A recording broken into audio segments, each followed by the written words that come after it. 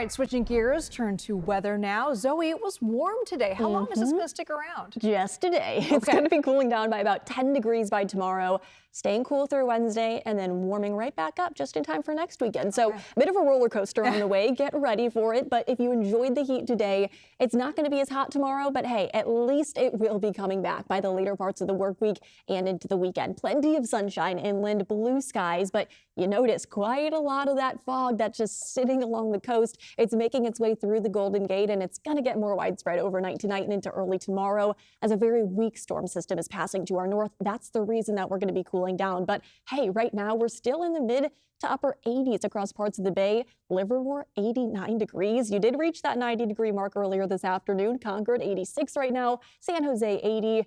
And San Francisco, 62 degrees. Hey, we're not in the 50s right now like we were last week at this time, but still, it is definitely cooler along the coast because of all of that cloud coverage and because of the onshore winds that are actually only going to pick up through Wednesday as that storm system, like I said, is going to be moving directly overhead. Wednesday is going to be the breezier day, gusts upwards of 25 to 35 miles an hour. So keep that in mind. Those winds are going to get windier through the midweek as a very weak storm moves overhead and cools down those temperatures. But what I want to point out today is the microclimates that we have in full force, because those inland areas, those highs were in the 90s, while those coastal communities, those highs only in the 60s. So I do want to take a zoomed in look at San Francisco and kind of just show you the impact of the microclimates just in downtown San Francisco. So right downtown, 66 degrees technically was our high temperature for the day. But if you lived in the Presidio, maybe towards the Golden Gate,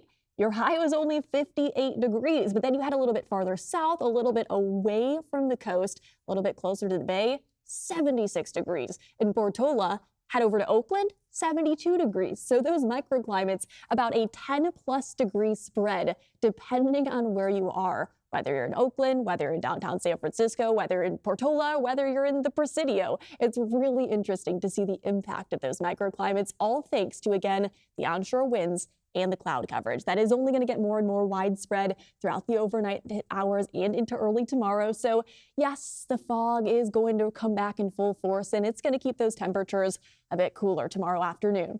Early tomorrow morning, give yourself an extra couple of minutes, as you usually would this time of year. By tomorrow afternoon, it's going to take a while for the clouds to peel back inland, and our North Bay communities, coastal communities, likely going to be socked in by that fog all day long, keeping those highs only in the mid to lower 60s, maybe even upper 50s, while the inland areas still warm but not hot. You're going to be in the mid to upper 70s versus upper 80s to low 90s. So about 10 degrees cooler on Tuesday, and then cooling down even more into Wednesday. Those highs getting into the mid to lower 70s for most of the Bay Area, inland areas at least, coastal communities staying in the low 60s. By the time that we step out Thursday and Friday, though, you'll definitely notice a heat up on the way once again as the storm system that is going to be bringing us that cool down through the midweek. It's not going to be lasting much longer than that. You can actually kind of see it in the distance, that swirl of cloud coverage that is going to be heading our way over the next 24 to 48 hours. And it's going to be a very weak storm system for us. You'll notice all of that moisture is going to be sitting across the Pacific Northwest, but that frontal boundary,